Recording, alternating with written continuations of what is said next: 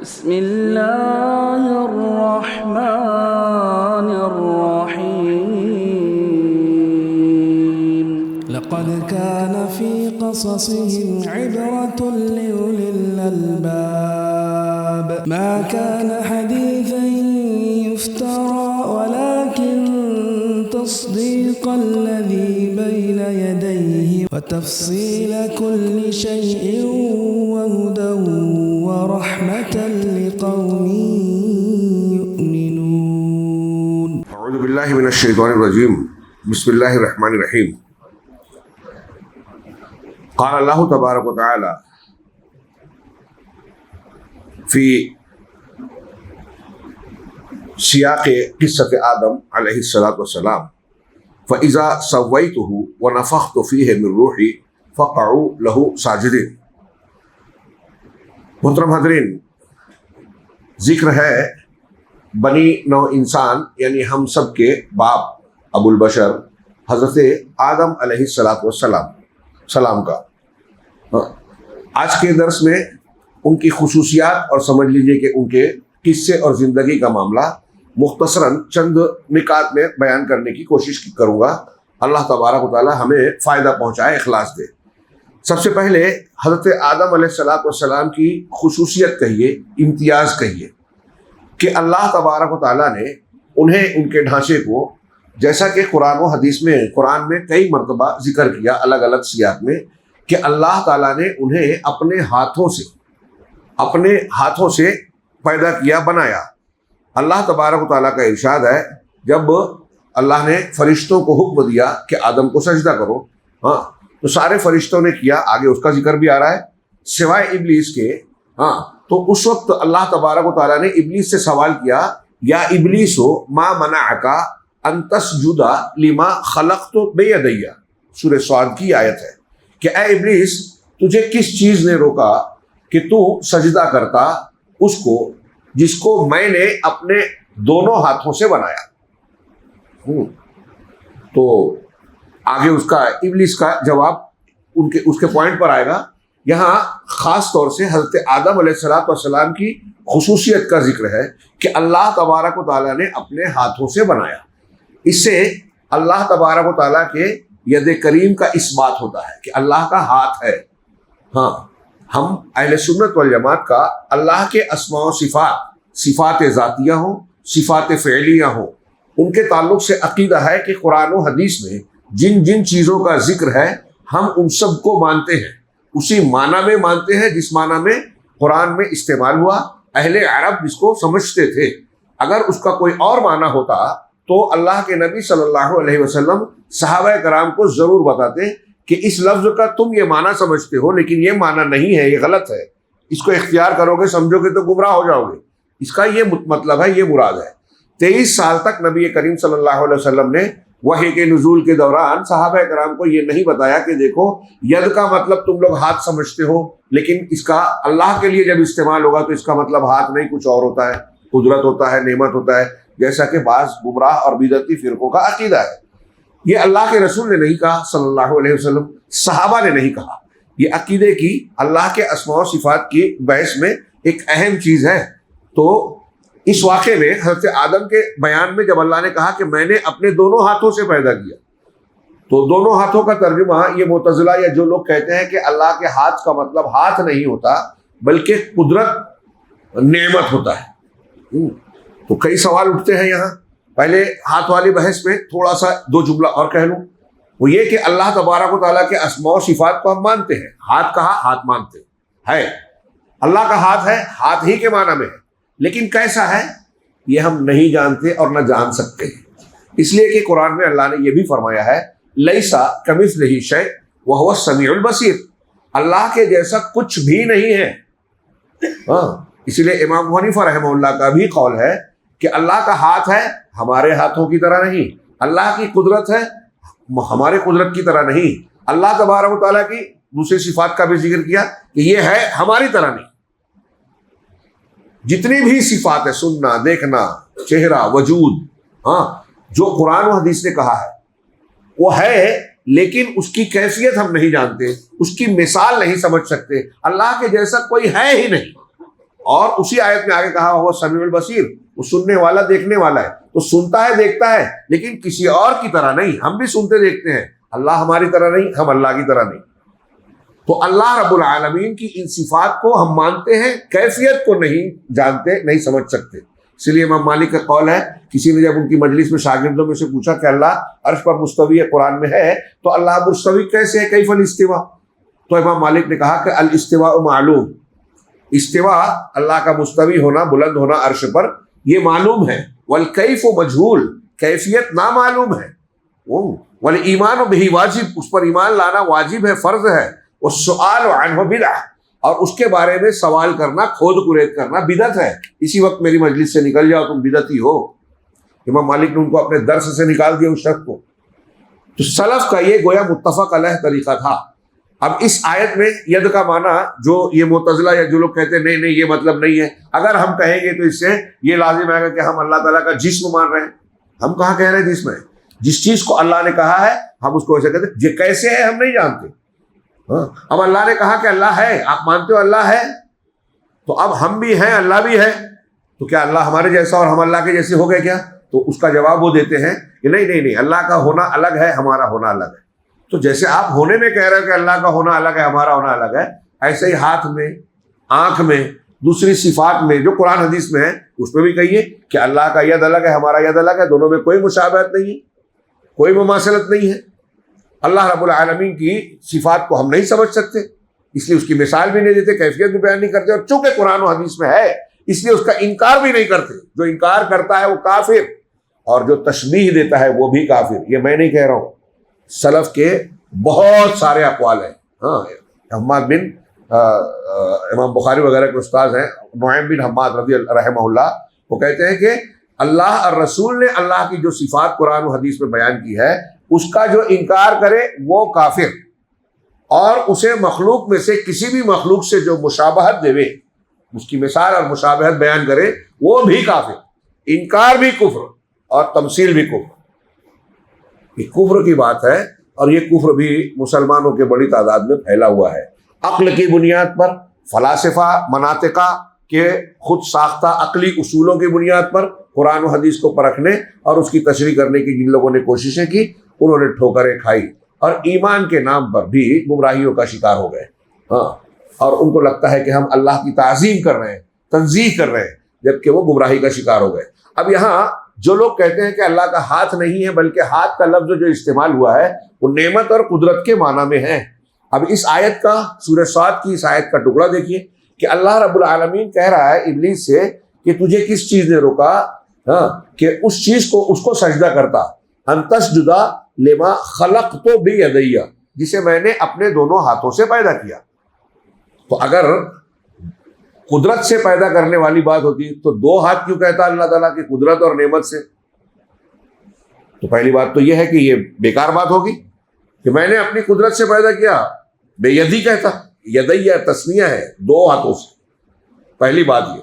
دوسری بات یہ کہ اگر مان لیں کہ یہی معنی مراد لے رہا ہے کہ قدرت اور نعمت ہے، تو پھر اس میں حضرت آدم علیہ السلام کی خصوصیت کچھ ہوئی کیا؟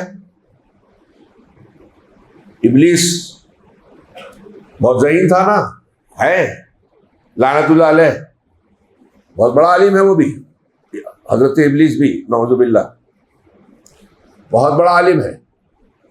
تو اگر اللہ کا مطلب یہ ہوتا بے یدیہ کا کہ اللہ نے کہا کہ میں نے اپنی قدرت اور طاقت سے، اپنی قدرت اور نعمت سے، جو معتزلہ یا منکرین صفات کہتے ہیں، معولین کہتے ہیں، تعویل کرنے والے، تو ابلیس بھی کہتا کہ ارے تو نے حضرت آدم کو جب اپنی قدرت سے پیدا کیا ہے تو مجھ کو کس سے پیدا کیا ہے؟ ابلیس کو بھی اللہ ہی نے پیدا کیا نا، اللہ ہی نے پیدا کیا نا. آپ لوگ سوچ رہے ہیں کیا؟ تو کس چیز سے پیدا کیا؟ اپنی قدرت سے ہی پیدا کیا. اپنی حکمت، قدرت اور جو بھی دوسری صفات بولے جو پیدا کرنے میں درکار ہے سب اللہ کی صفات ہیں. تو اگر وہ بات حضرت آدم کے تعلق سے بھی وہی مراد ہوتی تو ابلیس بھی یہ کہتا. اور دوسری بات ہمارے اور آپ کے لیے اللہ تعالیٰ اسے بطور خصوصیت کے ذکر ہی نہیں کرتا کہ میں نے آدم کو اپنے ہاتھوں سے پیدا کیا. اس کا مطلب یہ ہوا کہ آدم علیہ السلام کی دوسروں مخلوقات کے مقابلے میں ایک خصوصیت ہے جس کو اللہ بیان کر رہا ہے. دوسروں میں اور آپ میں فرق ہے. اور اگر یہ نہیں ہوتا تو اس کا ذکر ہی نہیں کرتے، کیونکہ ساری چیزوں کو اللہ نے اپنے ہاتھوں سے پیدا کیا، پھر یہ مطلب ہوتا. لیکن ایسا نہیں ہے. دوسری چیزوں کو اللہ نے حکم دیا، کن ہو جا، ہو گیا، کن فیکن.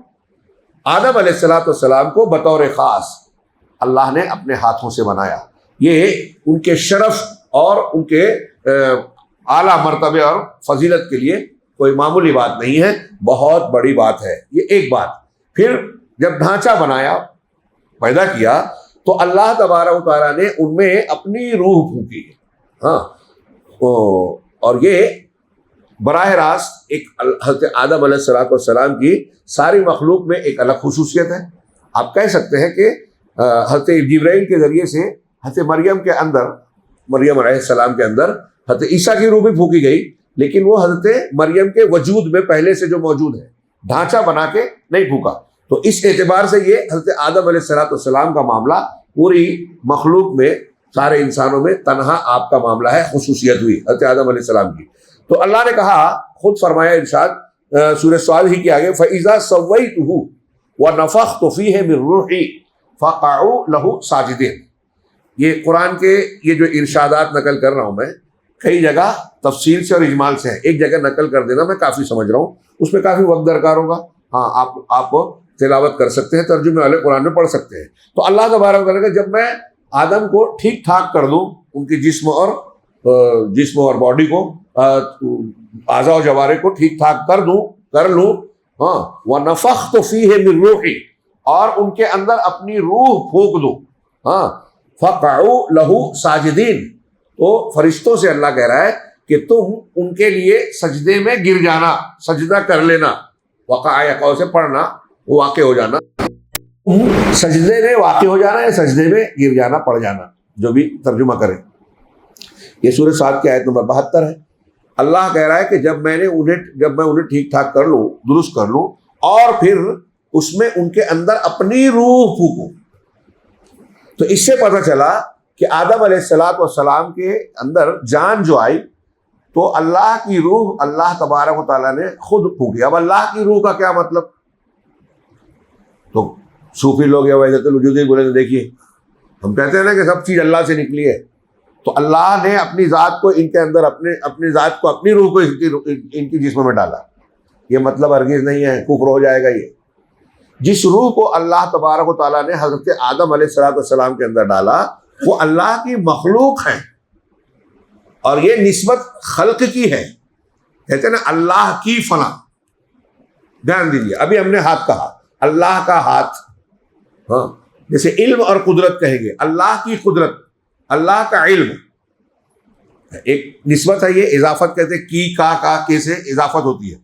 اب ہم کہیں اللہ کا گھر، اللہ کے رسول، ناقۃ اللہ قرآن میں کہا. حضرت صالح علیہ السلام کی قوم سمود نے جو معجزہ مانگا تھا کہ ایک گابھن اونٹنی نکلے، پہاڑی کے اندر سے اونٹنی نکلے، تو ہم نشانی کے طور پہ مان لیں گے. دعا کے بعد وہ نکلی، تو جب وہ آئی اونٹنی، تو اس کو اللہ نے ناقۃ اللہ قرآن میں ہے، والشمس وضحاها، ناقۃ اللہ وسقیاها.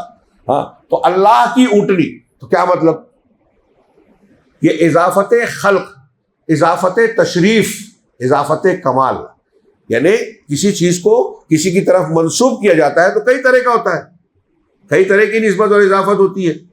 جیسے میں کہوں مولانا ابوالکلام آزاد کا چشمہ، تو کہاں میں نے کہا یہ ان کی ملکیت ہوئی. مولانا ابوالکلام آزاد کا لباس، مولانا ابوالکلام آزاد کا جسم، مولانا ابوالکلام آزاد کا علم، مولانا ابوالکلام آزاد کی اہلیہ، بیوی. تو ساری اضافت ایک جیسی ہے کیا؟ کی ہر جگہ ہے. تو اب آپ کا لباس اور آپ کا علم، لباس مادی چیز ہے، ملکیت کی بات ہوئی ہے نا، اور علم جو ہے وہ صفت ہے جو ذات سے جڑی ہوئی ہے. تو یہ بہت اچھی طرح سمجھیے. اس میں کچھ لوگ دھوکہ دیتے ہیں، کچھ لوگ دھوکہ کھاتے ہیں. جب ہم اللہ کا گھر، بیت اللہ کو یا مسجد کو کہتے ہیں کہ مسجد اللہ کا گھر ہے، تو کیا مطلب ہے اس کا؟ اللہ یہاں رہتا ہے جی، مطلب گھر جس طرح ہمارا گھر ہوتا ہے وہ مانا ہے. یہ اللہ تبارک و تعالیٰ کا گھر ہے، چونکہ یہاں اللہ کی عبادت اور اللہ کی عبادت کے لیے بنایا گیا مقام ہے، متعین کیا ہوا، اس لیے یہ اضافت تشریف ہے، یعنی شرف کی، کہ یہ وہ جگہ ہے جو اللہ کے لیے معنون ہے، منسوب ہے. تو اس کو عربی میں اضافت تشریف کہتے ہیں، یعنی شرف اور عزت والی اضافت، جس میں اس کا مقام ظاہر ہوتا ہے. ہاں، تو جن چیزوں کو اللہ نے کہا اللہ کی زمین، اللہ کا آسمان، اللہ کے، تو یہ اللہ کی مخلوق ہے، اللہ کی ملکیت ہے، اللہ تبارک و تعالیٰ کی سلطنت ہے. تو ہم کسی چیز کے مالک ہوتے ہیں تو بھی ہماری طرف نسبت ہوتی ہے، کوئی چیز ہماری صفت ہے تو بھی نسبت ہوتی ہے. تو اب جو معنوی چیزیں اللہ کی طرف منسوب ہوتی ہیں وہ اللہ کی صفات ہوتی ہیں، اور جو اللہ کی صفات ہے وہ اللہ کی ذات کا حصہ ہے. جب ہم نے کہا اللہ کی کا علم، اللہ کی قدرت، تو علم اور قدرت یہ اللہ کی صفت ہے، اور اللہ کی صفت اللہ کی ذات سے جڑی ہوئی ہے، اور اللہ کی ذات ہمیشہ سے ہے، اس لیے اس کی صفات بھی ہمیشہ سے. یہ آپ سوچیں گے کہ میں غیر ضروری بات، بہت ضروری بات ہے. امام احمد بن حنبل کا جو جھگڑا تھا جس کی وجہ سے ان کو گرفتار کیا گیا، کوڑے مارے گئے، اور بعد میں اسی میں ان کی شہادت ہوئی، ہاں، بہت اذیت کے ساتھ. ہاں، جلاد کہتا تھا کہ ایک کوڑا جو احمد بن حنبل کو میں مارتا تھا، 10 کوڑے، ایک کوڑا ہاتھی کو مار دوں تو چنگھاڑ کر بے ہوش ہو جاتا. احمد بن حنبل برداشت کرتے تھے. کیا جھگڑا تھا؟ لوگ کہتے تھے، بادشاہ کہہ رہا تھا، امیر خلیفہ کہہ رہا تھا کہ قرآن اللہ کی مخلوق ہے. امام احمد کہتے تھے نہیں، قرآن اللہ کی مخلوق نہیں ہے، اللہ کی صفت ہے. القرآن کلام اللہ لیس بمخلوق. یہ امام محمد نے کہا کہ قرآن اللہ کا کلام ہے، اللہ کا کلام اللہ کی صفت ہے، مخلوق نہیں ہے. اگر مخلوق مانے تو کیا خرابی آتی ہے؟ اگر آپ مخلوق مانتے ہیں کسی چیز کو تو اس کا مطلب یہ کہ جب وہ پیدا کیا گیا اس ٹائم سے اس کا آغاز ہو رہا ہے، اسٹارٹ ہو رہا ہے. ہاں، ہم جب پیدا ہوئے تب ہم سے ہمارا آغاز ہوا. ہاں، یہ حضرت آدم علیہ السلام پہلے انسان دنیا میں، پہلے جنت میں ڈالے گئے، اللہ نے بنایا. تو پہلے انسان حضرت آدم ہے. آدم علیہ السلام سے پہلے کوئی انسان ہے کیا؟ جی سوال پوچھ رہا ہوں. نہیں، آدم علیہ السلام سے پہلے کوئی انسان نہیں ہے. تو آغاز حضرت آدم سے ہوا، تو اس سے پہلے حضرت آدم تھے ہی نہیں. تو اب اگر کسی کو ہم مخلوق کہتے ہیں، جو بھی مان لو، آسمان زمین، اس دنیا کی سب سے پہلے مخلوق عرش اور پانی ہے، اس کے بعد سب سے پہلی مخلوق قلم ہے. یہ دلیلوں میں موجود ہے. قلم جس کو اللہ نے، جس کے ذریعے حکم دیا اور لوح محفوظ میں ساری چیزوں کی تقدیر لکھی. تو اب وہ جب بھی پیدا ہوئے، آسمان اور زمین کی تخلیق سے اللہ نے قلم کو 40,000 سال پہلے، 50,000 سال پہلے لکھا. مسلم شریف اور ابو داؤد وغیرہ کی صحیح حدیثوں میں ہے. تو اس وقت جب وہ پیدا کیے گئے، قلم کو پیدا کیا اللہ نے، اس سے پہلے عرش کو پیدا کیا. عرش کے ساتھ پانی ہے، کیسے ہے ہم نہیں جانتے، وہ غیب ہے، اللہ نے بتایا، قرآن میں ہے. تو ان چیزوں کو جب اللہ نے پیدا کیا اس وقت ان کی شروعات ہوئی. جب وہ پیدا نہیں ہوئے تھے تو کوئی مخلوق تھی کیا؟ نہیں تھی نا. اچھا، یہاں ایک بات اور بھی کہ جب اللہ تبارک و تعالیٰ نے پیدا نہیں کیا تھا، کوئی چیز پیدا نہیں کی، عرش بھی نہیں بنایا تھا، صرف اللہ ہی تھا، ہے نا، وہ ہمیشہ سے ہے. تو جب اللہ تھا، کوئی نہیں تھا، کسی کو پیدا نہیں، تو تب کیا اللہ کے اندر خالق ہونے کی صفت نہیں تھی؟ کیونکہ پیدا نہیں کیا تھا تو بولیں گے نہیں کہ وہ اللہ خالق تھا. پوچھ رہا ہوں، آپ سے سوال کر رہا ہوں. تھا، ادھر کہہ رہے تھا، کوئی نہیں بول رہا ہے. ہاں، ماشاء اللہ، آپ لوگ اہل بصیرت ہیں. کیسے؟ کہ پیدا نہیں کیا، خلق نہیں کیا، تو خالق کیسے ہوا؟ بہت اچھے. مطلب اللہ کے اندر اس کی قدرت اور قوت موجود تھی ہمیشہ سے، ہے نا، ہمیشہ سے پیدا کر سکتا تھا. جب پیدا کیا عرش کو، جب پیدا کیا قلم کو، جب پیدا کیا حضرت آدم کو، اگر اللہ چاہتا تو اس سے لاکھوں سال پہلے بھی کر سکتا تھا، لاکھوں سال بعد بھی کر سکتا تھا. لیکن جب اللہ نے چاہا تب کیا. جیسے ابھی ہم اور آپ بیٹھے ہیں، سمجھانے کے لیے مثال، مطلب مشابہت نہیں، جیسے کئی کام ایسے ہیں جو آپ اور ہم کر سکتے ہیں. ہاں، آپ اور ہنس سکتے ہیں، تیز تیز ہنس سکتے ہیں، تیز تیز رو سکتے ہیں، ہاں، کھانا پکا سکتے ہیں، یہ کام کر سکتے ہوگا. لیکن ابھی کر رہے ہیں کیا؟ آپ بات کر سکتے ہیں، مثال کے طور پہ کلام آپ کی صفت ہے، متکلم ہو سکتے ہیں. لیکن اس وقت میں بول رہا ہوں، آپ لوگ کہہ رہے ہیں کیا؟ نہیں، ہے نا. لیکن آپ کو چپ ہونے کی وجہ سے کیا میں کہوں گا کہ آپ گونگے ہیں؟ نہیں، آپ اس وقت بول نہیں رہے ہیں، لیکن بولنے کی صلاحیت، قوت ہے. تو جب آپ کو ضرورت ہوگی تب آپ بولتے ہیں. تو اللہ رب العالمین کا بھی معاملہ یہی ہے کہ اللہ تبارک و تعالیٰ جن خوبیوں سے فعلی صفات سے متصف ہے وہ ہمیشہ سے ہے. لیکن جب اللہ کی مشیت ہوئی تب اللہ اس کا استعمال کرے گا. بخاری مسلم کی حدیث شفاعت میں ہے، جب انبیاء کرام کے پاس لوگ جائیں گے کہ اللہ کے پاس سفارش کرو، جن انبیاء کے پاس جائیں گے تو ہر ایک کا ایک جملہ نقل کیا ہے اس میں کہ ان ربی قد غضب اليوم غضبا لم یغضب قبلہ مثلہ ولن یغضب بعدہ مثلہ، کہ میرا رب آج اتنا ناراض ہے، اتنا غصہ ہے کہ نہ اس سے پہلے اتنا غضبناک ہوا، نہ اس کے بعد اتنا غضبناک ہوگا۔ مطلب قیامت کے دن اللہ جو غصہ ہوگا پہلے اور بعد میں اتنا نہیں ہوگا۔ کلیئر ہے نا؟ اب قیامت کے دن جتنا غصہ ہوگا، کیا آج اللہ اتنا غصہ نہیں ہو سکتا؟ ہو سکتا ہے، اس سے پہلے بھی اس سے بعد بھی ہو سکتا ہے، لیکن یہ اللہ کا فیصلہ ہوا اور اللہ نے رسول کو بتایا کہ اس وقت جتنا ہوگا نہ اس سے پہلے ہوا نہ اس سے بعد میں ہوگا۔ تو اللہ کی صفات کے بارے میں یہ جو میں نے سمجھانے کی کوشش کی ہے، اگر یہ دماغ میں رہے گا تو یہ جو عقل سے سوال کرنے والے لوگ ہیں اور اللہ کی صفات کا انکار یا تعویل کرتے ہیں، جھوٹی غلط تعویل، اس میں آپ بچ جائیں گے، اپنے آپ کو گمراہی سے بچا لیں گے۔ یہ کلام والی صفت کا جو انکار کرتے ہیں وہ کہتے ہیں کہ ارے آپ کیسے کہتے ہیں کہ اللہ کی کلام اللہ کی صفت ہے، قرآن اللہ کی صفت ہے؟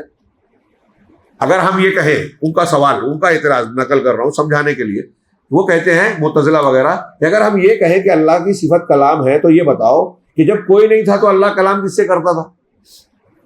ان کا یہ اعتراض ہے، عقل میں نہیں آتی بات۔ جب کوئی نہیں تھا تو اللہ کا کلام کس سے کرتا تھا؟ یہ ان کا سوال ہے۔ تو جب کلام نہیں کیا تو اس ٹائم صفت نہیں تھی اللہ کی؟ ابھی آپ نے اس کا رد کر دیا، مطلب آپ فطری طور سے معتزلہ کا رد کر سکتے ہیں، آپ کی عقل سلامت ہے۔ وہ عقل کے نام پہ بے عقلی کی باتیں کرتے تھے۔ معتزلہ کے نزدیک اصول ہے کہ قرآن حدیث پر یعنی نقل کے اوپر عقل کو مقدم کریں گے، اور یہ معتزلہ کا نام سن کے آپ یہ مت سمجھیے کہ آج موجود نہیں ہے۔ جتنے منکرین حدیث ہیں ہمارے یہاں، مولانا مودودی صاحب اور دوسرے لوگوں نے جو جن حدیثوں پر اعتراض کیا، بیسیکلی وہ معتزلہ کا اعتراض ہے، یہ نام نہیں لیتے۔ لیکن اخوانی جماعت اسلامی، منکرین حدیث، ان لوگوں میں اعتزال موجود ہے، عقلیت پسندی، قرآن حدیث کو چھوڑ کر عقل کو اختیار کرنا۔ تو یہ سوال کرتے ہیں کہ جب اللہ تبارک کا کوئی نہیں تھا تو کس سے بات کیا، اور جب کسی سے بات نہیں کیا تو اس وقت صفت کلام تھی نہیں۔ اب آپ بولو گے کہ اللہ تعالیٰ کی کلام اللہ کی صفت ہے، تو اس کا مطلب جو پہلے نہیں تھی وہ ہو گئی، اس کا مطلب جب ہو گئی تو پہلے آج یہ خوبی ہے تو جب نہیں تھی تو خامی تھی اللہ کے اندر، یہ کہنا پڑے گا۔ اس لیے کہتے ہیں وہ اللہ کی صفت ہی نہیں ہے۔ اب آپ بول رہے ہو پہلے تھی، اب اگر آج بولو کہ اللہ تبارک تعالیٰ کی صفت کلام نہیں ہے، گوگا ہے، تو یہ خوبی ہے کہ خامی ہے؟ خامی ہے، آپ خامی والا مان رہے ہو۔ جن لوگوں نے بچڑے کی پوجا کی، قرآن میں اللہ تبارک و تعالیٰ نے ان کا رد کرتے ہوئے کہا کہ یہ کہتے ہیں کیا ہے، وہ سامری نے جو بنایا تھا لہو خار، ہاں اس کے لیے ان کے لیے ایک بچڑا، اجلن لہو خار، ہاں بچڑا بنایا جس کی ڈکار کی آواز، ہوا چلتی تھی تو اس میں ایسے آواز جاتی کہ اس میں سے ایک گونج نکلتی تھی۔ تو اللہ نے ان کا رد کرتے ہوئے قرآن میں کہا کہ کیا وہ غور نہیں کرتے کہ وہ ان کی بات کا جواب نہیں دے سکتا اور ان کی رہنمائی نہیں کر سکتا۔ تو قرآن میں اللہ نے بچڑے کی عبادت کر، میں عربی میں اس لیے نہیں بول رہا ہوں کہ مجھے لگتا ہے غلطی ہو جائے گی، قرآن غلط نہیں پڑھنا چاہیے، یاد آ رہی ہے لیکن خطا کے ساتھ۔ تو اللہ تعالیٰ نے کہا کہ وہ بچڑا جواب نہیں دے سکتا، کلام نہیں کر سکتا، مطلب بچڑا اس لیے بھی لائق عبادت نہیں ہے یا اس کی کمزوری ہے کہ وہ بات نہیں کرتا۔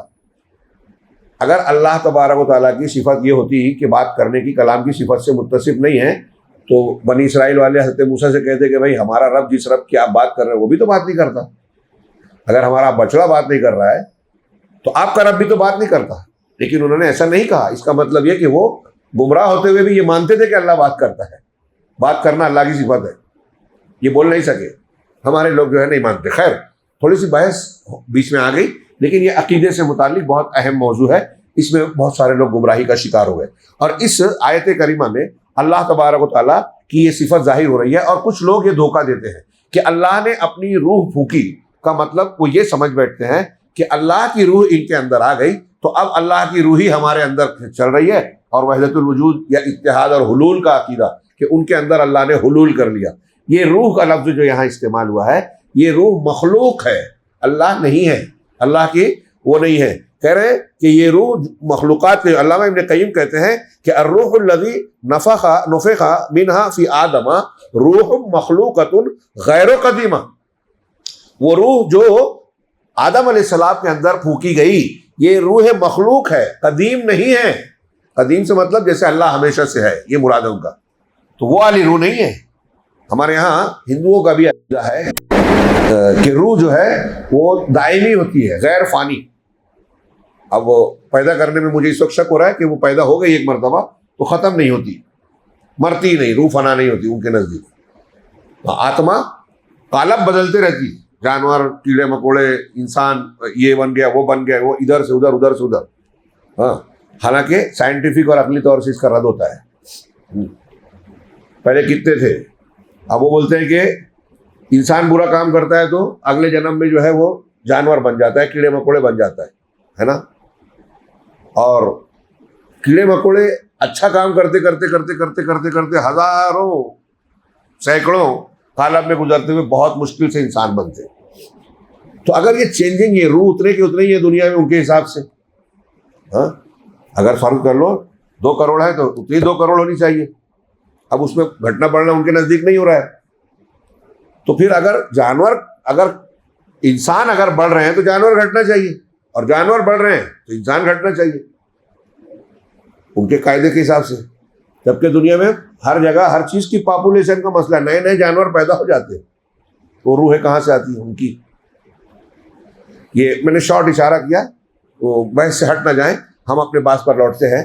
مختصر یہ کہ حضرت آدم علیہ الصلوۃ والسلام کی طرف جو اللہ نے آپ کی روح کی اپنی طرف اضافت کی ہے، وہ اضافت ملکیت اور اضافت خلق ہے. ہاں، اہل باطل اس سے جو معنی کشید کرنے کی اور ثابت کرنے کی کوشش کرتے ہیں وہ معنی نہیں ہے. یہ روح اللہ کی مخلوق ہے اور اس میں ایک طریقے سے شرف بھی ہے. جیسے اللہ نے کعبہ کو بیت اللہ کہا کہ اللہ کا گھر، تو یہ اس گھر کی، اس مقام کی عزت و تشریف کے لیے ہے، شرف کو بیان کرنے کے لیے ہے. تیسری چیز، حضرت اللہ تبارک و تعالیٰ نے جب آدم علیہ السلام کو اپنے ہاتھوں سے بنا لیا ڈھانچہ وغیرہ، پھر اس کے بعد چکنی مٹی، اور وہ کل اس کا پہلے درس میں ذکر ہوا، پھر اس کے بعد کہا کہ کیا نام ہے، اس پہ روح پھونکی، تو اللہ تعالیٰ نے فرشتوں کو حکم دیا کہ سجدہ کریں. وَأَسْجَدَ لَهُ مَلَائِكَتَهُ بَعْدَ خَلْقِ، ان کو بنانے اور روح پھونکنے کے بعد اللہ نے فرشتوں کو حکم دیا کہ ان کو سجدہ کریں. قَالَ فَإِذَا سَوَّيْتُهُ وَنَفَخْتُ فِيهِ مِن رُوحِي، جب میں نے اسے ٹھیک ٹھاک کر لیا، یہ ابھی گزر گئی چکی ہے، اور ان کے اندر اپنی روح پھونک دی، تو تم فقعوا لہو ساجدین، تو آدم کے لیے سجدہ ریز ہو جانا. فرشتوں سے اللہ نے کہا. پھر اس کے بعد کہا فسجد الملائکۃ کلہم اجمعون، سارے فرشتوں نے، کلو بھی کہا اور اجمعون کہا، یعنی کوئی ایک بھی فرشتہ پیچھے نہیں رہا. سب اللہ تعالیٰ کے حکم کی تعمیل کرتے ہیں. یفعلون ما یؤمرون، فرشتوں کی صفت بتائی گئی ہے. تو سارے فرشتوں نے اللہ تعالیٰ کے حضرت آدم کو سجدہ کیا، الا ابلیس، سوائے ابلیس کے، سوائے ابلیس کے. ابا کیا ہے، الا ابلیس استکبر وکان من الکافرین. دوسرے مقامات پہ ابا بھی ہے، انکار کیا، اور یہاں ہے استکبر، تکبر کیا، اکڑ گیا. جو بھی اللہ کا حکم نہ مانے اس کو کہیں گے وہ اکڑ گیا. وکان من الکافرین، اور وہ کافرین میں سے، ناشکرا اور اللہ تبارک و تعالیٰ کا کی بات کو نہ ماننے والا تھا. ہاں، تو اس نے انکار کیا، نہیں مانا. اور جو ہے اب اس کی تفصیل میں جائیں کہ پہلی بات، حضرت آدم علیہ السلام کو اللہ تبارک و تعالیٰ نے یہ مقام کیوں دیا؟ گویا ایک تعارف بھی ہو رہا ہے، اور فرشتوں سے کہا سجدہ کرو. سجدہ کرنے میں ایک سوال یہ پیدا ہوتا ہے کہ جب فرشتوں نے سجدہ کیا اللہ کے حکم سے، تو یہ سجدہ کون سا تھا؟ تو اس پر لوگ بحث کرتے ہیں کہ ایک سجدہ عبادت ہوتا ہے اور ایک سجدہ تحیہ ہوتا ہے. تو بعض علماء نے اس پر لمبی چوڑی بحث کی. میں سمجھتا ہوں اتنی لمبی بحث کی ضرورت نہیں ہے کہ لوگ کہتے ہیں بھائی سجدہ تو صرف اللہ کے لیے جائز ہے نا. حضرت سعد بن ابی وقاص اجمیوں کے بعض بادشاہوں کے پاس سے جب لوٹے تو دیکھا کہ وہاں لوگ ان بادشاہوں کو سجدہ کرتے ہیں.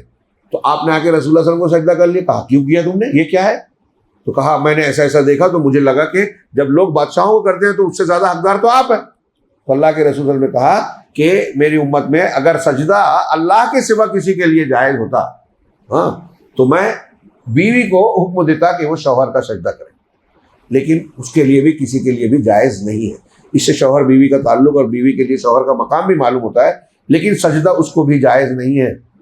ہم کو یہ بات ہندوستان میں سمجھنا اور سمجھانا چاہیے. جو لوگ پاؤں پڑتے ہیں، ہاں، جو لوگ وطن کے سامنے جھکتے ہیں، ادباً کھڑے ہوتے ہیں، کہ ہم عزت کرنے کا الگ معاملہ ہے، عبادت کرنا الگ معاملہ ہے. تو بہرحال حضرت آدم علیہ السلام کو جو سجدے کا حکم دیا اللہ نے حکم دیا تھا. اب یہاں لوگوں کے دماغ میں آتا ہے کہ بھائی ان کو سجدہ کر لیے تو ان کی عبادت کر لیے کیا؟ نہیں، ہم کعبہ کی طرف نماز پڑھتے ہیں. اگر ہم کو اللہ نے توفیق دیا، جو مسلمان جاتے ہیں کعبہ میں تو حجر اسود کو چومتے ہیں، ہاں کعبہ کا طواف کرتے ہیں، اور سامنے کعبہ ہے اس کے سامنے نماز پڑھ کے سجدہ کر رہے ہیں کہ نہیں کر رہے ہیں؟ تو کیا کعبہ کو اللہ مان رہے ہیں؟ کیوں کر رہے ہیں؟ کوئی مسلمان دنیا کے کسی بھی جاہل سے جاہل مسلمان سے پوچھا جائے کہ کیا تم کعبہ کو اللہ مان رہے ہو؟ آج کل وہ مزار پرست کی بات نہیں کر رہا ہوں، جو اسلام جانتا ہے ان کی بات کر رہا ہوں. ہاں، کیا کوئی حجر اسود کو نفع نقصان کا مالک سمجھتا ہے؟ نہیں. وہ اس لیے کر رہے ہیں کہ اللہ نے آرڈر دیا ہے، اور جب ہم اس کے رخ پر نماز پڑھ رہے ہیں، سجدہ کر رہے ہیں، تو حقیقت میں ہم کعبہ کی نہیں اللہ کی عبادت کر رہے ہیں، اللہ کو سجدہ کر رہے ہیں، نیت میں اللہ ہے. تو فرشتوں نے جب سجدہ کیا آدم کو تو اصل میں کس کو کیا؟ اللہ کے حکم پر کیا نا، تو اللہ کو کیا. اب یہاں ایک جواب دینے کی کوشش کی ہے علماء نے کہ حضرت آدم کو جو سجدے کا اللہ نے حکم دیا تھا وہ سجدہ عبادت نہیں تھا بلکہ سجدہ تحیہ تھا، سلام والا تحیہ، جو پچھلی قوموں میں جائز تھا. جیسے قرآن میں ہے سورہ یوسف میں، حضرت یوسف علیہ السلام کے قصے میں ہم جانیں گے کہ جب انہوں نے خواب دیکھا تو کیا دیکھا کہ ایک سورج اور چاند ہے اور 11 ستارے جو ان کو سجدے میں گر گئے. تو جب بادشاہ بن گئے، مطلب وہ تخت مصر پر پہنچ گئے، وزیر بن گئے، اور پھر حضرت یعقوب علیہ السلام اپنے والدین کو اور اپنے بھائیوں کو بلایا پہچانوا کہ میں یوسف ہوں، جو پورا واقعہ اور قصہ ہے. تو سارے بھائی وہاں سجدے میں گر گئے. تو کہتے ہیں کہ یہ سجدہ جو تھا یہ سجدہ تحیہ تھا، اور اس شریعت میں اس کی اجازت تھی، شریعت محمدی میں اس کو منع کر دیا گیا ہے. اب آپ سجدہ تحیہ کہیں یا دوسرا سجدہ عبادت وغیرہ، یہاں مسئلہ حضرت آدم علیہ السلام کے قصے میں یہ ہے کہ دراصل حکم اللہ نے دیا تھا. تو اللہ تبارک و تعالیٰ نے حکم دیا تھا تو اس پر عمل کرنا، اللہ تعالیٰ کا حکم بجا لانا ہے. ہاں، اور یہی نقطہ ابلیس نے بھی نہیں سمجھا. ابلیس نے کہا، آگے وہ آ رہا ہے لیکن میں یہی ذکر کروں، ابلیس نے کہا کہ میں اس سے بہتر ہوں، انا خیر منہ، میں کیوں سجدہ کروں؟ خلقتنی من نار وخلقتہ من طین، تو نے مجھے آگ سے بنایا اور آدم کو مٹی سے بنایا. تو اس بنیاد پر آگ جو ہے زیادہ چیزوں کو جلا دیتی ہے، اوپر اٹھتی ہے، مٹی نیچے رہتی ہے، ذلیل رہتی ہے. تو عزت والا میں ہوا، بڑا میں ہوا، بڑا اور خیر جو ہے وہ کمتر کو کیوں سجدہ کرے؟ پہلی بات، اللہ کا حکم ہے اسجدوا لآدم، اس کے سامنے ابلیس عقل لگا رہا ہے. اس کا مطلب اللہ کے حکم کے سامنے جو عقل لگاتا ہے وہ ابلیس کی سنت پہ چلتا ہے، ابلیس کے قاعدے کو اختیار کرتا ہے، اس کا پیروکار ہے. جتنے لوگ قرآن حدیث کے سامنے نہیں سمجھ میں آتا، میری عقل میں نہیں آتا جو کہہ رہے ہیں، وہ ابلیس کے نقش قدم پر ہیں. ایک بات. دوسری بات، اللہ تبارک و تعالیٰ کے حکم کو نہ ماننا یہ تکبر ہے. اس نے کہا نہیں مانا اور عقل لگائی. تو جو اللہ تبارک و تعالیٰ کا حکم آ جانے کے باوجود اپنے عقل یا کسی بھی بنیاد پر اللہ کے حکم کو ٹھکرائے، نہ مانے، وہ اس میں ابلیسیت ہے اور تکبر ہے. اور ہر انسان کے اندر کچھ نہ کچھ تکبر کا اور ابلیس کا مادہ ہے. یہ جو میں کہہ رہا ہوں جملہ، یہ علامہ ابن تیمیہ نے بڑی تفصیل سے لکھا کہ اللہ تعالیٰ نے فرعون کا واقعہ نقل کیا تفصیل سے، ابلیس کا واقعہ نقل کیا، اور ہمیں بتایا کہ ابلیس نے یہ کیا. کیوں کیا؟ کیا مقصد ہے؟ خالی قصہ کہانی کے طور پہ نہیں.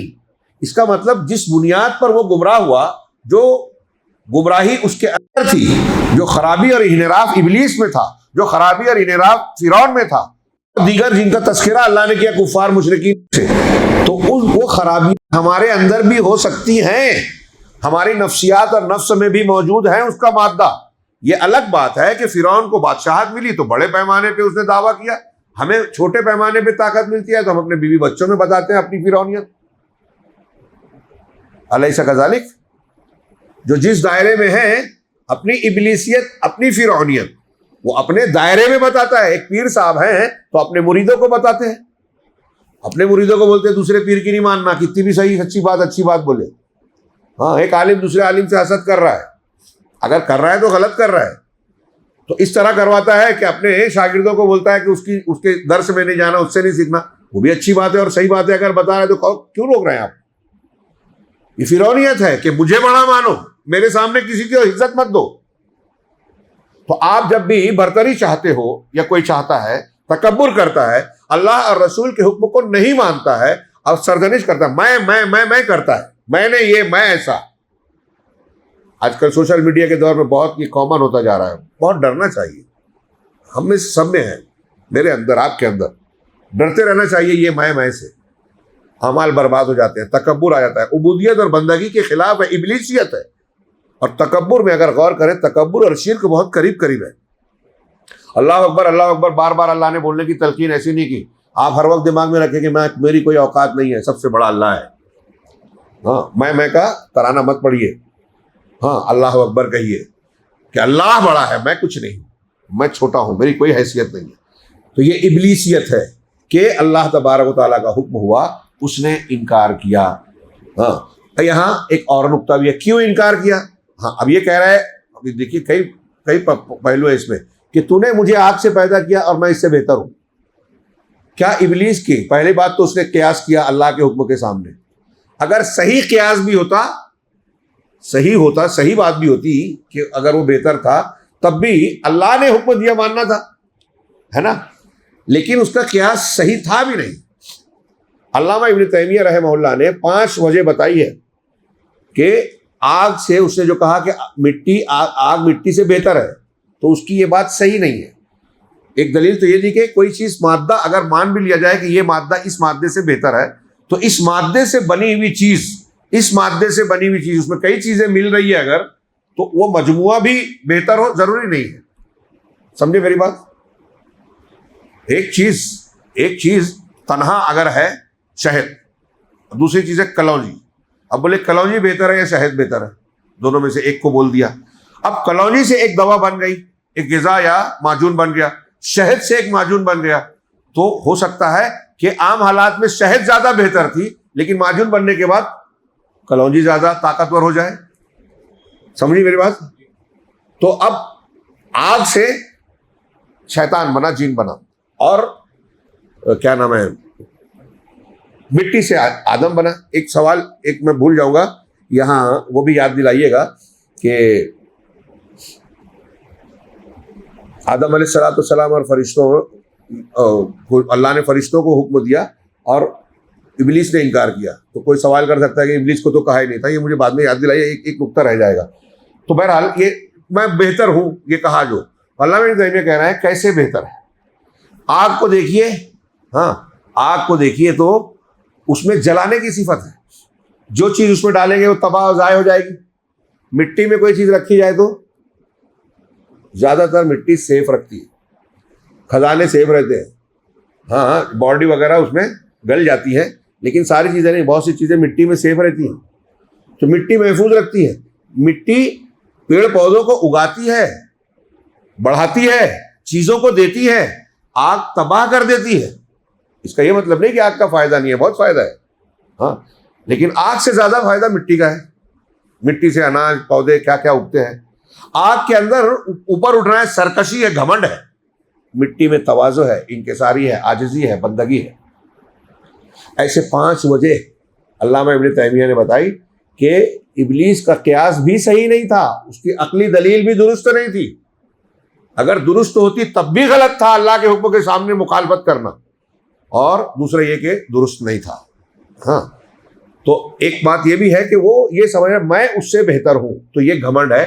اس سے پتہ چلا کہ ابلیس کے انکار کی 2 بنیادیں تھیں. جب حضرت اللہ تبارک و تعالیٰ نے حضرت آدم کو بنایا تو اس سے حسد کیا کہ آدم کو بھی دنیا میں بھیج رہا ہے اللہ تعالیٰ، اور پھر ان کو یہ شرف دے رہا ہے کہ فرشتوں کو سجدہ کرنے کا حکم دیا.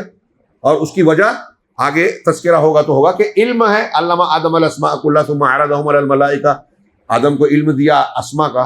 حضرت ابن عباس کہتے ہیں کہ دنیا میں جتنے شجر، حجر، پتھر، دریا، یہ جن چیزوں کا جو نام ہے اللہ نے سب بتا دیا. تو گویا اللہ نے فرشتوں کے سامنے یہ بتایا کہ آدم علیہ السلام کے اندر علم کے حصول کی، جاننے کی صلاحیت ہے، اور اس بنیاد پر یہ شرف دیا جا رہا ہے، اس بنیاد پر اس کا امتحان ہوگا کہ عقل شعور کا استعمال کرتے ہوئے حق اور باطل میں تمیز کرے، حق کو قبول کرے، باطل سے بچے. تو یہ اللہ کا مقصد تھا. بہرحال اللہ تبارک و تعالیٰ نے جب حکم دیا نہیں مانا، تو یہاں میں ذکر کر رہا تھا کہ اس کی بنیاد پہلی حسد اور دوسرے اس کا تکبر. تو دنیا میں پہلے گناہ کی یا کائنات میں پہلے گناہ کی اللہ کی نافرمانی کی وجہ یہ دو چیزیں ہیں، حسد اور تکبر. حسد کا مطلب یہ ہوتا ہے کہ کسی کے اوپر اللہ کی کوئی نعمت ہے، بندہ یہ خواہش کرے کہ اس کی وہ نعمت چھین جائے، زائل ہو جائے.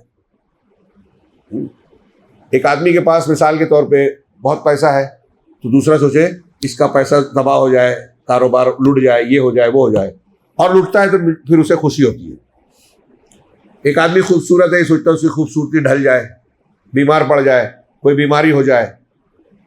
اس طرح نعمت کے زائل ہونے کی تمنا کرنا، اور اس کے پاس جب نعمت ہے جو وہ ہم کو برداشت نہیں ہو رہی ہے.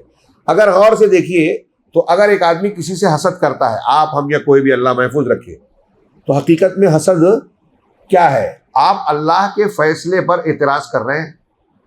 آپ کو اللہ نے خوبصورت بنایا، میں آپ سے جلنے لگوں، حسد رکھنے لگوں، تو آپ کو خوبصورت کس نے بنایا؟ اللہ نے. اور آپ کی اس خوبصورتی پہ اگر مجھے چیڑ اور جلن ہے، اس کا مطلب اللہ نے جو کام کیا ہے، اللہ نے جو فیصلہ کیا ہے، مجھے اس پہ اعتراض ہے کہ اللہ تو نے اس کو کیوں ایسا بنایا. تو اصل میں اعتراض کس پہ کر رہا ہوں؟ اللہ پہ. کسی کی مالداری پر اعتراض ہے، کسی کے اقتدار پر ہم کو حسد جلن ہے، اور کسی نعمت پر ہے، تو جو بھی جس کی نعمت ہے وہ اللہ کی دی ہوئی ہے، اور حسد کرنے والا اللہ کے فیصلے پر اعتراض کر رہا ہے، اس پر شکوہ کر رہا ہے. چھوٹی بات نہیں ہے. ہاں. اور دوسرا، یہ حسد کی آگ انسان کو ایسا جلاتی ہے کہ یہ انسان کو تکبر میں، اللہ کی نافرمانی میں مبتلا کرتی ہے. اور جب تکبر میں آدمی آتا ہے تو گویا ایک طریقے سے اپنے آپ کو اللہ کے سامنے کھڑا کرتا ہے. آپ قرآن حدیث میں نہیں مانتا، میں اپنی مانوں گا، جیسے ابلیس نے کہا نہیں مانتا، میں بہتر ہوں. تو ایسے ہی ہر وہ آدمی ہے جو قرآن حدیث کو نہ مان کر اپنے نفس کی مان رہا ہے. مجھے زیادہ سمجھ میں آتا ہے، نہیں یہ ٹھیک ہے، قرآن نے کہا ہے ان کو حصہ دینا ہے، ان کو اتنا دینا ہے، زکوٰۃ دینا ہے، انفاق کرنا ہے، غربا یتامہ ہم تو آپ بولے ہم محنت سے ہم کمائیں اور غریبوں میں بانٹ دیں. یہ کیا بات ہوئی؟ ہاں، نہیں بانٹیں گے، نہیں زکوٰۃ دیں گے. تو آپ اللہ کا حکم نہیں مان کر تکبر کر رہے ہیں. اور تکبر بہت ساری برائیوں کو جنم دیتا ہے. آج ہمارے یہاں جو جھگڑے ہیں نا، دو لوگوں کا جھگڑا ہوتا ہے، بھائی بھائی کا، باپ بیٹے کا، الگ ہو گئے، بات چیت بند ہے، اختلافات ہیں، رشتے کاٹ لیا. گھر گھر میں ہے یہ. اور یہ بھی بے برکتی، دعاؤں کے نہ قبول ہونے کی بہت بہت بہت بڑی وجہ ہے. رشتے کٹے ہیں، دعا قبول نہیں ہوتی. شرعی وجہ ہو تو الگ ہے، لیکن اب سب شرعی وجہ ہی بتائیں گے. ہاں. تو اللہ تبارک، یہ ہمارے جو رشتے کٹے ہیں کیوں ہیں؟ صحابہ کرام میں اختلاف ہوا، قرآن حدیث سنائی، مان لیا. ہم مانتے ہیں کیا؟ ہمارا جھگڑا اتنا مضبوط ہوتا ہے، اتنا ٹھوس ہوتا ہے کہ کوئی قرآن حدیث اثر ہی نہیں کرتی. اللہ کا ڈر آتا ہی نہیں ہے. ہاں، بھائی بھائی سے ناراض ہے، آپ لاکھ سمجھا لیں، قرآن حدیث بتا دیں، جنت جہنم بتا دیں، سب ٹھیک ہے، میں مانتا ہوں مولوی صاحب، شیخ، دوست، جو بھی کہیں گے، سب ٹھیک ہے، میں مانتا ہوں، لیکن میرا بھائی ایسا ہے، معاف کرنے کے لائق نہیں ہے. تو مر جاؤں گا اس کا منہ نہیں دیکھوں گا. مر جائے گا تو قبر سے اس کے جنازے میں نہیں جاؤں گا. ہاں، پھر یہی لے کے جائیں گے آپ بھی اپنے جنازے میں. ہاں، نفرت لے کے جائیں گے، اللہ کے پاس کیا جواب دیں گے، اس کی فکر ہی نہیں ہے. ہاں، یہاں اللہ کی بات مانی ہے، رسول کی، یہ بڑا پن یہ ہے. لیکن انا یہ سمجھتے ہیں میں کیسے جھکوں، میں کیوں اس کے گھر جاؤں، میں کیوں معافی مانگوں. یہ سب میں ہے، میں. اور وہی ہے تکبر. اور یہ تکبر انسان کو اللہ اور رسول کی بات ماننے نہیں دیتا. جیسے ابلیس کو روک دیا، اللہ نے ابلیس سے پوچھا کس چیز نے روکا؟ تکبر نے روکا، حسد نے روکا، اور یہ خود اللہ نے بیان کیا ہے. تو بہرحال یہ اس سے متعلق چند باتیں. ہاں، یہ جو میں چھوٹ رہی تھی کہ یہاں کچھ لوگ سوال کر سکتے ہیں کہ اللہ تعالیٰ نے قرآن میں کہا ہے کہ اللہ نے فرشتوں کو حکم دیا کہ آدم کو سجدہ کرو، تو ابلیس تو فرشتہ تھا نہیں. ابلیس فرشتہ تھا کیا؟ پھر مخاطب کیوں تھا؟ ہاں، ابلیس کیا تھا؟ ابلیس کی اصل کیا ہے؟ جنوں میں سے. ہاں، وہ سورہ کہف میں ہے، کانا من الجن. ہاں ہاں، کیا ہے، ابا واستکبر کانا من الجن ففسق عن امر ربی. کہ یہ ابلیس، اس سے پہلے کا جو سیاق ہے سورہ کہف میں ہم لوگ پڑھتے ہیں کہ یہ اس نے انکار کیا آدم کو سجدہ کرنے سے. اللہ نے آگے کہا کہ کان من الجن، وہ جینوں میں سے تھا. ففسق عن امر ربی، اپنے رب کے حکم سے وہ نکل گیا. فسوق کہتے ہیں نافرمانی کرنا، اطاعت سے نکل جانا. تو اللہ کا باقی بات نہیں مانی. اب یہاں عبرت کا ایک پہلو جو ہے، یہ دیکھیے سب باتیں عبرت و نصیحت کی ہے. حسد جلن سے بچنا. ہاں، حسد جلن نے اس کو اس درجہ پہنچایا، اللہ کا حکم نہیں مانا. اب ابلیس پہنچ گیا تھا فرشتوں میں. نیکیاں کرتے کرتے کرتے کرتے کرتے کرتے اللہ تعالیٰ نے فرشتوں کے درجے میں ڈال دیا اسے. فرشتہ نہ ہوتے ہوئے فرشتوں میں تھا. اب جب اللہ نے کہا سجدہ کرو، تو چونکہ عام اور اکثریت سارے کے سارے سامنے فرشتے تھے، وہی مخاطب تھے، ایک اکیلا ابلیس تھا، تو ابلیس کو الگ سے ذکر نہیں کیا، سارے فرشتوں کو کہا.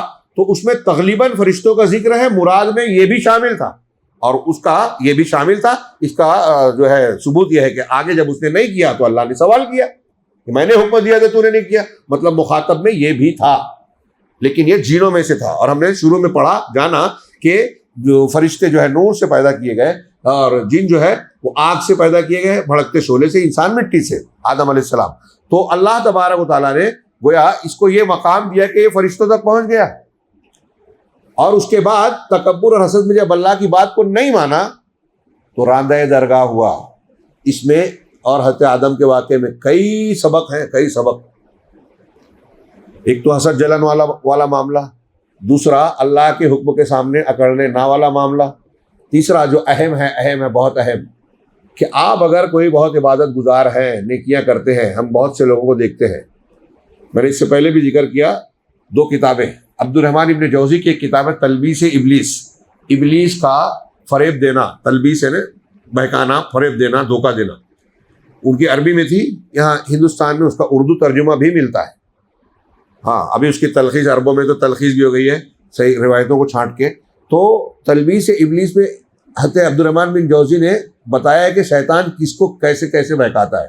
علماء کو کیسے بہکاتا ہے، بادشاہوں کو، حکمرانوں کو کیسے بہکاتا ہے، عوام کو، جاہلوں کو کیسے بہکاتا ہے، ہاں، عبادت گزار نیک لوگوں کو کیسے بہکاتا ہے. واقعات نقل کیے، قرآن حدیث کی روشنی میں بیان کیا، پھر اس کا علاج بھی بتایا. تو میں اکثر کہا کرتا ہوں اپنے بچوں میں کہ ہندوستان کے گھر گھر میں پڑھنا چاہیے، جہاں فضائل کے نام پر شرک کی دکانیں چلانے کے لیے بزرگوں کے الٹے سیدھے سچے جھوٹے واقعات سنا جاتے ہیں. تو یہاں وہ بہت ضروری ہے. وہ اور علامہ ابن تیمیہ کا ایک کتاب ہے الفرقان بین اولیاء الرحمن و اولیاء الشیطان، کہ رحمان کے اولیاء اور شیطان کے اولیاء کے درمیان فرق لوگ سمجھتے ہی نہیں. ہاں، ایک آدمی کچھ شوبدہ دکھا دے تو شرک کر رہا ہے، بدعت کر رہا ہے، لوگ اس کے پیچھے پیچھے چلنے لگتے ہیں. رحمان کا ولی ہے کہ شیطان کا دھیان نہیں دیتے. خیر، تو میں یہ عرض کر رہا تھا کہ ابلیس نے بڑی محنت کی، مطلب عبادت گزار تھا نا، اور باتوں سے، چیزوں سے جب علماء کو، انبیاء کو بہکانے کی کوشش کی، تو یہ تو کلیئر ہے کہ اس کے اندر صلاحیت کم نہیں ہے. میں نے بھی کہا کہ بہت بڑا عالم غلط نہیں ہے. تو عالم ہوتے ہوئے، بہت بڑی عبادت اور ریاضت کرنے والا ہوتے ہوئے، بہت بڑا عابد ہوتے ہوئے، دھیان دیجئے، پوائنٹ بہت اہم ہے. کسی کی عبادت دیکھ کے دھوکہ نہیں کھانا ہے. اللہ کے رسول نے کہا تھا خارجیوں کی نماز صحابہ تم دیکھو گے تو اپنی نماز کو ان سے کم سمجھو گے، اپنی تلاوت کو کم سمجھو گے. قرآن پڑھیں گے لیکن گلے کے نیچے نہیں جائے گا، بہت پڑھیں گے، تلاوت بہت کریں گے. اب آج ہم دیکھیں گے ایسے بہت تلاوت کرنے والے کو تو بہت نیک سمجھیں گے، اور وہ ظاہر میں تو یہی ہے. لیکن اگر عقیدہ خراب ہے، اللہ نے کے رسول نے کہا کہ دین سے وہ ایسے نکل جائیں گے جیسے تیر شکار کو چھید کر نکلتا ہے. تو ظاہری عبادت و ریاضت کسی کے اللہ کے یہاں مقبول ہونے کی علامت نہیں ہے. اگر ایسا ہوتا تو بابا ابلیس بھی تھے، فرشتوں تک پہنچ گئے، تھا نا یہ ابلیس. شیخ نجد بن کے آیا تھا عرب والوں کو اللہ کے رسول کے قتل کی جو ہے مشورہ دینے کے لیے، بابا بن کے آیا تھا. ایسے ایسے بہت سے اس کے کارنامے، مسلسل بہکاتا ہے. تو ابلیس جو نیکیاں کر کے بہت اعلیٰ مقام پر پہنچ گیا، آخر میں گمراہی کا شکار ہو گیا. تو اپنی کسی عبادت پر کبھی گھمنڈ مت کیجیے. ہمارے ہاں بہت سے لوگوں کو میں نے دیکھا، ہمارے ہاں جو ایک رواج چل پڑا ہے، کچھ لوگ کمپٹیشن کرتے، ایسا لگتا ہے کہ میں نے تو آج خواب میں حضرت بکر صدیق سے ملاقات کی، آج رات میں فلاں سے ملا، مجھے اللہ کے رسول صلی اللہ علیہ وسلم کی بشارت ہو گئی. میں جو کہہ رہا ہوں سمجھ رہے ہیں آپ لوگ؟ سنا ہے یہ جملے آپ لوگوں نے کچھ لوگوں سے؟ سماج معاشرے میں سنا ہے کہ نہیں یہ جو باتیں میں کہہ رہا ہوں؟ لوگ بیان کرتے ہیں، ہاں میں نے یہ خواب دیکھ لیا، میں نے وہ خواب دیکھ لیا، مجھے یہ زیارت ہو گئی، میں تو یہ نیکیاں کرتا ہوں۔ ہاں دھوکہ نہ کھائیں۔ ہاں اللہ کے رسول صلی اللہ علیہ وسلم نے فرمایا کہ شیطان میری شکل میں نہیں آ سکتا خواب میں، ہے نا؟ اس کا مطلب حضرت عمر کی شکل میں آ سکتا ہے، آ سکتا ہے کہ نہیں؟ صحابہ کی شکل میں آ سکتا ہے نا، دوسروں کی شکل میں آ سکتا ہے نا۔ اور پھر سفید داڑھی، سفید ٹوپی یا سفید کپڑا، تھوڑا نور والا چہرہ بظاہر دکھے گا، آدمی بولے گا کہ میں نے ایسا ایسا چہرہ دیکھا، سفید داڑھی سفید، یہ یقیناً وہ فلاں رہے ہوں گے۔ بہت آسان ہے یہ دھوکہ کھا جاتا ہے، جاہل آدمی اور آسانی سے دھوکہ کھاتا ہے۔ اور یہ بات لکھ لیجئے، جو بدعت کرتا ہے، بدعت کر کے سوتا ہے۔ مجھ سے ایک دوست نے بیان کیا تھا بہت پہلے کہ میں ایک دن، مطلب دوست کی ملاقات ہوئی تھی کہ ایک دن میں جماعت میں گیا تھا اور رات میں نماز قرآن کی تلاوت کی، اور قرآن پڑھنے کے بعد بس دل میں خیال آیا اور میں نے اللہ سے کہا کہ اے اللہ، جو میں نے قرآن پڑھا ہے میں اس کو حضرت ابوبکر صدیق کو بخش دیتا ہوں، حضرت ابوبکر صدیق رضی اللہ تعالیٰ عنہ کو بخش دیا۔ اور بولے پھر پڑھنے کے بعد میں وہیں لیٹ گیا۔ تھوڑی دیر بعد نا بولے مجھے ایک بزرگ نظر آئے، میں ان کی طرف دیکھا تو بولے مسکراتے ہوئے مجھے دیکھ رہے تھے۔ تو میں نے کہا آپ کون؟ بولے ابوبکر صدیق۔ ایسا بول کے ہاتھ بڑھایا، میں بھی ہاتھ بڑھایا اور آنکھ کھل گئی۔ تو بولے میں امیر صاحب کے پاس گیا، اسی وقت اٹھ کے گیا، امیر صاحب کو جگایا اور میں نے کہا کہ ایسا ایسا میں نے خواب دیکھا، ایسا عمل کر کے سویا تھا۔ اچھا صحیح میں دیکھا؟ بولے ہاں۔ تو بولے وہ ابوبکر صدیق ہی تھے۔ تو میں نے اس سے کہا کہ آپ نے بیان کر لیا؟ کہا ہاں۔ کہا آپ کے امیر صاحب نے کہا کہ وہ ابوبکر صدیق تھے اور میں آپ سے کہہ رہا ہوں کہ وہ ابلیس تھا۔ تو مجھے گھرنے لگا، مطلب برا لگ رہا ہے۔ کہاں لگے گا نا، میں نے ہاں لگنا بھی چاہیے۔ تو آپ کو سوال کرنا چاہیے کہ میں نے ابلیس کیوں کہا، اور پھر امیر صاحب سے جا کے پوچھنا چاہیے کہ وہ کیوں کہہ رہے ہیں کہ ابوبکر صدیق تھے، کیا دلیل ہے ان کے پاس، وہ کیسے کہہ رہے ہیں کہ وہ ابوبکر تھے رضی اللہ تعالیٰ عنہ، اور میں کیوں کہہ رہا ہوں کہ ابلیس تھے۔ میں ابھی بتاتا ہوں آپ کو، دلیل دیتا ہوں۔ تو بولے کیا دلیل ہے؟ میں نے کہا آپ جو عمل کر کے سوئے تھے وہ بدعت تھا کہ میں ابوبکر صدیق کو بخش رہا ہوں۔ بدعت پر اللہ کی تائید نہیں آئے گی، یہ خواب اللہ کی طرف سے ہو ہی نہیں سکتا۔ یہ گمراہ کرنے کے لیے شیطان کی طرف سے کہ تم نے جو غلط کام کیا اب تم اس کو صحیح سمجھو گے۔ قرآن حدیث میں اس کا ثبوت لا کے بتاؤ۔ تو میری دلیل یہ ہے کہ آپ نے بدعت کی تھی، اس لیے شیطان کی مدد آئی، شیطان کا بہکاوا آیا۔ اب آپ جا کے اپنے امیر صاحب سے پوچھیے جنہوں نے کہا تھا کہ وہ واقعی ابوبکر صدیق تھے، کس بیس پر انہوں نے کہا، ان کی کیا دلیل ہے۔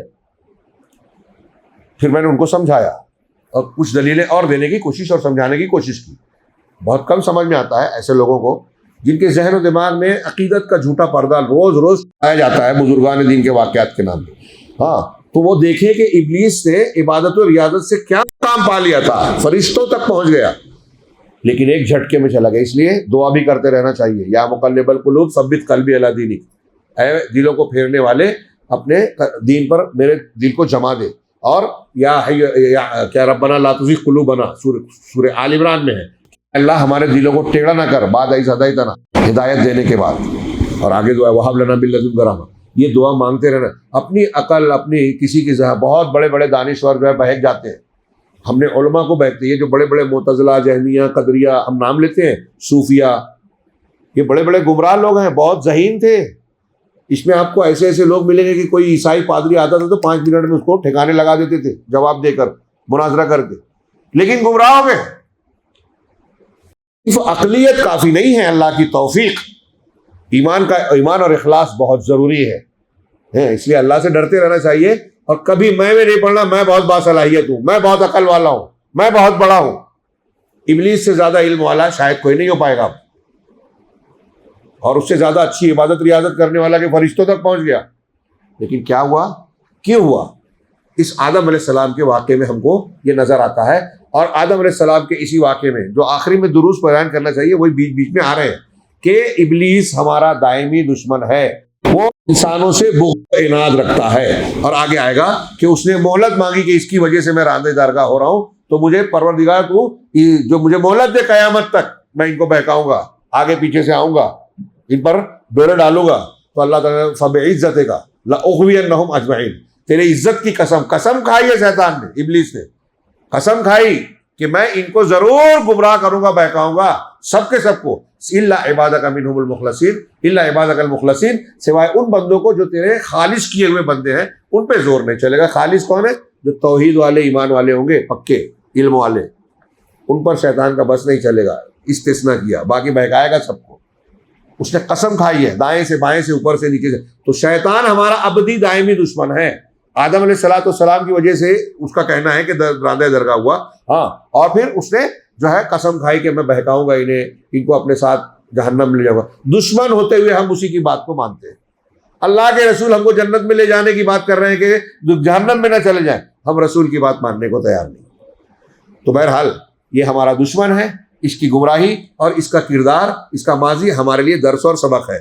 چوتھی چیز حضرت آدم علیہ السلام کے واقعے میں، زیادہ وقت ہو گیا، 5:30، یہ ایک نقطہ اور بیان کر دیں، پھر اس سے متعلق 2-3 مسائل رہیں گے کہ اللہ تبارک و تعالیٰ نے حضرت آدم علیہ السلام کو اور ان کی بیوی کو جنت میں داخل کیا، جیسا کہ اللہ تعالیٰ کا فرمان ہے، وَقُلْنَا يَا آدَمُ اسْكُنْ أَنْتَ وَزَوْجُكَ الْجَنَّةَ وَكُلَا مِنْهَا رَغَدًا حَيْثُ شِئْتُمَا، کہ ہم نے آدم سے کہا کہ آپ اور آپ کی بیوی جنت میں سکونت اختیار کریں، اسکن سکونت اختیار کریں، رہیں جنت میں، وَكُلَا مِنْهَا رَغَدًا، اور فراوانی سے اس میں سے کھائیں، حَيْثُ شِئْتُمَا، جہاں سے بھی چاہیں۔ تو یہ اللہ تبارک و تعالیٰ نے اتنے فرمان میں یہ ذکر ہے کہ اللہ تبارک و تعالیٰ نے حضرت آدم اور ان کی بیوی کو، یعنی حضرت حوا کو جنت میں ڈالا۔ یہ جتنی خصوصیتیں ہم نے پڑھی کہ ہاتھوں سے پیدا کیا، سارے انسانوں کے باپ بنے، روح اپنی روح پھونکی، پھر اس کے بعد فرشتوں کو سجدے کا حکم دیا، اور یہاں کے ان کو جنت میں ڈالنے کا ذکر کیا۔ یہ جتنی خصوصیات ہیں یہ موسوعہ میں بیان کیا کہ یہ ساری خصوصیات ایک ہی حدیث میں، حدیث شفاعت جس کو کہتے ہیں، قیامت کا منظر ہے جس میں کہ اللہ کی رسول صلی اللہ علیہ وسلم نے فرمایا کہ میں قیامت کے دن سب کا سردار رہوں گا۔ تم جانتے ہو کہ کس کا؟ تو اللہ تعالیٰ اولین آخرین، پرانے مطلب صرف امت محمدیہ نہیں، پہلے اور بعد کے سارے لوگوں کو جمع کرے گا ایک ہی میدان میں، اور سارے دیکھنے والا سب کو دیکھ سکے گا، وہ میدان ایسا رہے گا، اور کوئی آواز دے گا تو سارے لوگ سنیں گے، اور پھر اس میں سورج قریب آ جائے گا، لوگ پریشانی کا شکار ہوں گے۔ اب بہت پریشان ہوں گے تو ایک جماعت لوگوں کے پاس جائے گی کہ بھائی تم کس مرحلے میں پہنچے ہو، تو کوئی کوشش کرو، کسی سے کہو۔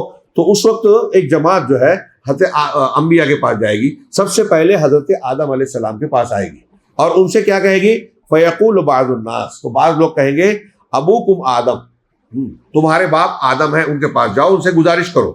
تو فَيَأْتُونَهُ، تو ان کے پاس لوگ آئیں گے، فَيَقُولُونَ، اور کہیں گے یا آدم انت ابو البشر، اے آدم آپ ابو البشر ہیں، سارے انسانوں کے باپ ہیں۔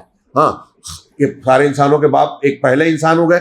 خلقک اللہ بیدہ، اللہ نے اپنے ہاتھ سے آپ کو پیدا کیا۔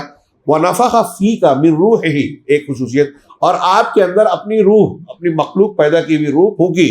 وامر الملائکۃ فسجدوا لک، اور اللہ نے فرشتوں کو حکم دیا تو انہوں نے آپ کو سجدہ کیا۔ واسکنک الجنہ، اور اللہ تعالیٰ نے آپ کو جنت میں بسایا، جنت میں رکھا، بسایا۔ الا تشفع لنا الی ربک، تو کیا آپ ہمارے لیے اپنے رب کے پاس سفارش نہیں کرو گے؟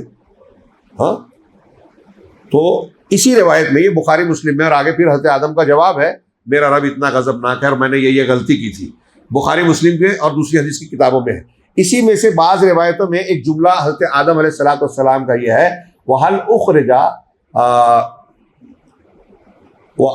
أُخْرِجَ مِنْكُمْ أَحَدُكُمُ الْجَنَّةَ غَيْرِي، اس طرح کے لفظ ہیں کہ تم میں سے کوئی شخص کیا جنت سے نکالا گیا ہے میرے علاوہ، یعنی میں ہی ہوں جو جنت سے نکالا گیا کیونکہ مجھ سے غلطی ہوئی تھی، ہے نا؟ تو یہی ایک سوال کا جواب بھی تھوڑا سا اشارہ ملتا ہے۔ ایک سوال لوگ یہ کرتے ہیں، کچھ لوگوں نے یہ بتا کہ جس جنت میں آدم اور حوا کو اللہ نے رہنے کا حکم دیا تھا وہ دنیا کی کوئی جنت تھی، جنت بمانا باغ، ایسا باغ جنت کہتے ہیں جو اتنا گھنا ہو کہ باہر سے اندر کی چیز نظر نہ آئے۔ تو کچھ لوگ کہتے ہیں کہ یہ باغ دنیا کا باغ ہے، یعنی دنیا کی جنت، لیکن عام علماء، جمہور علماء یہ کہتے ہیں کہ یہ جنت وہی جنت ہے جس میں قیامت کے بعد قیامت میں اللہ تعالیٰ اہل ایمان کو، جنتیوں کو داخل کرے گا، جو ہمارے تصور سے باہر ہے، جس میں نعمتیں، جس کو قرآن نے بیان کیا۔ اور بعض لوگوں کا کہنا ہے کہ یہ جنت الماوا ہے. جنت کے بھی مختلف حصے ہیں، جنت الفردوس ہے، جنت النعیم ہے، ہاں اور ایک اور جنت کے نام ہے، اسی میں سے ایک نام ہے جنت عدن ہے، جنت ماوا. تو کچھ لوگوں کا کہنا ہے کہ جنت الماوا میں تھے یہ. بہرحال بظاہر اللہ زیادہ بہتر جانتا ہے، لیکن سیاق و سباق سے اور عام قرآن کی صراحت نہ کرنے سے، یعنی کہ کوئی اور جنت تھی، اس سے اسی بات کو تقویت ملتی ہے اور بات کو مضبوط محسوس ہوتی ہے یہ بات کہ وہ جو جنت اہل ایمان کے لیے اللہ نے تیار کی رکھی ہے، اسی کے حصے میں اللہ تعالیٰ نے آدم اور حوا علیہ السلام کو داخل کیا تھا. گویا اس میں یہ جواب بھی مل رہا ہے. ہاں اب اللہ تبارک و تعالیٰ نے ان دونوں کو جنت میں رکھا اور پھر ابلیس نے ان کو بہکایا. ہاں قرآن کے بیان کہتا ہے کہ ابلیس نے یہ کہا کہ آدم علیہ السلام، اللہ تبارک و تعالیٰ نے تم کو اس درخت سے منع کیا ہے. کیوں منع کیا جانتے ہو؟ اس لیے کیا کہ تاکہ تم اس جنت میں ہمیشہ رہنے والے نہ بن جاؤ. تو اگر کھا لو گے تو یا تو اس میں ہمیشہ رہو گے یا فرشتہ بن جاؤ گے. اور بار بار بولتا وقاسمہما، قرآن نے کہا ہاں کہ ان دونوں سے ابلیس نے قسم کھائی کہ یہ بات ضرور ہے.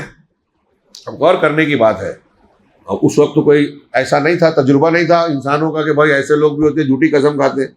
جب اس نے قسم بھی کھائی تو آدم اور حوا علیہ السلام کو گویا ایک طریقے سے اعتبار ہوا اور اس درخت کو کھا لیا. اس کا مطلب یہ ہوا کہ بار کوئی بات بولی جاتی ہے تو آدمی آمادہ ہو جاتا ہے. ہمارے یہاں تاجر لوگ، سیاست داں لوگ یہ ٹرک بہت استعمال کرتے ہیں. ہاں گوبلز کا فلسفہ ہے، جھوٹ بولو یہاں تک کہ لوگ سچ سمجھیں. اور آج حکومتیں اور میڈیا اس فلسفے کا بہت استعمال کرتی ہے.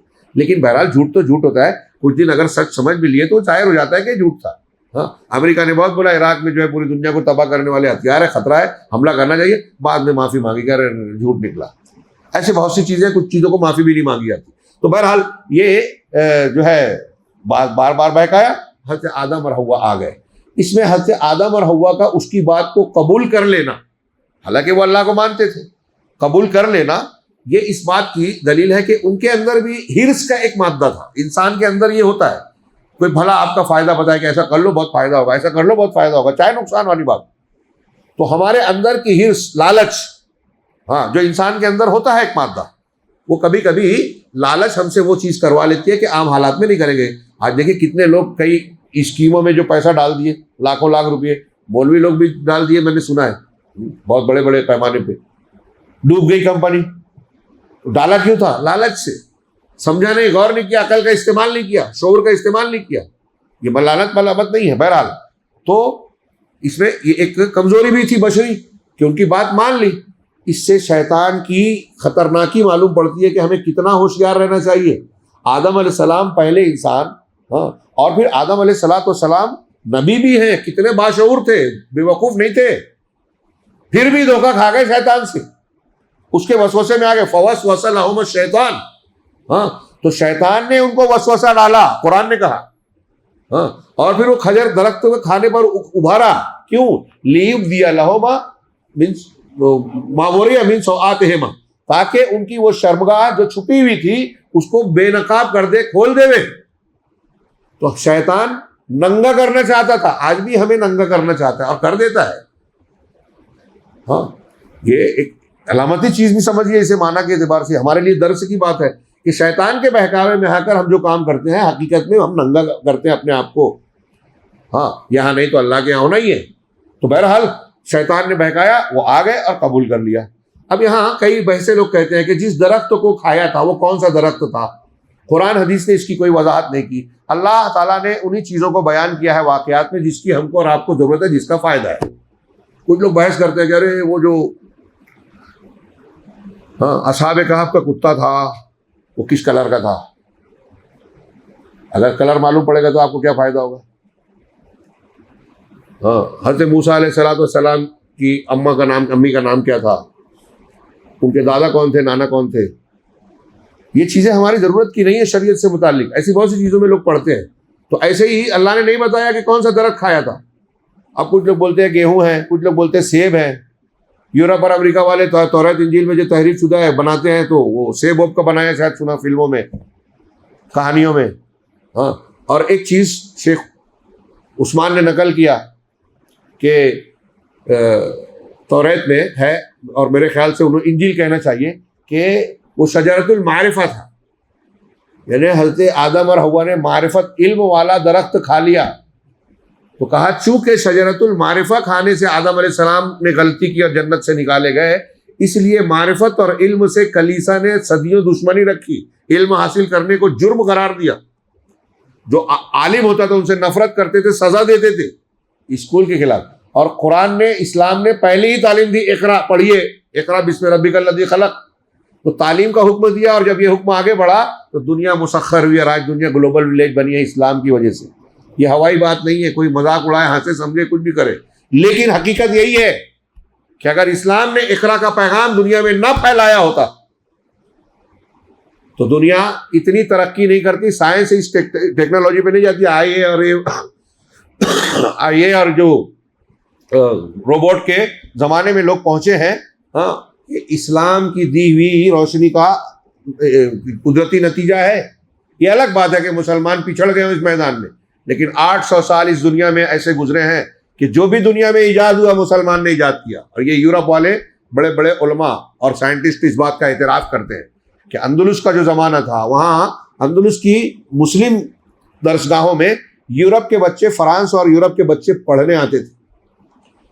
جب امریکہ میں حریری صاحب کا کسی کا جملہ میں نے پڑھا تھا کہ یورپ میں جب نہانے کو لوگ منحوس کہتے تھے، کلیسا کے ماننے والے کہ نہانا منحوس کام ہے، اس وقت اندلس میں مسلمان نئے یہ بحث چلتی تھی علماء میں کہ وہ جو اجتماعی حمام اسٹیم بات ہے، اور جو کئی لوگ مل کے نہاتے ہیں، اس میں نہانا چاہیے کہ نہیں نہانا چاہیے، جائز ہے کہ ناجائز ہے، الگ الگ ڈھنگ سے غسل کر رہے تھے مسلمان۔ یہ جو آج کل چلتا ہے نا، مسلمانوں میں اس زمانے کے جو ترقی یافتہ لوگ تھے نا، بہت نئی نئی چیزیں ایجاد کی، اور آپ کو سن کے حیرت ہوگی آج کل کچھ جو یورپ والوں کی چیز خصوصیت کہلاتی ہے، مسلمانوں کی بنائی ایجاد کی ہوئی ہے۔ یہ چمچہ چھری کھانا جو ہے نا، کانٹے اور چھری سے کھانا، آج یورپیوں کی طرف منسوب ہو گیا ہے۔ اندلس کے ایک بگڑے ہوئے مسلمان نے اسے ایجاد کیا تھا، بگڑے ہوا مسلمان کہہ رہا ہوں، جیسے ہمارے ہوتے ہیں ترقی یافتہ ماڈرن۔ پڑھیے اکبر شاہ نبی آبادی کی تاریخ اسلام اردو میں پڑھیے، اس میں آپ کو کافی کچھ نظر آ جائے گا۔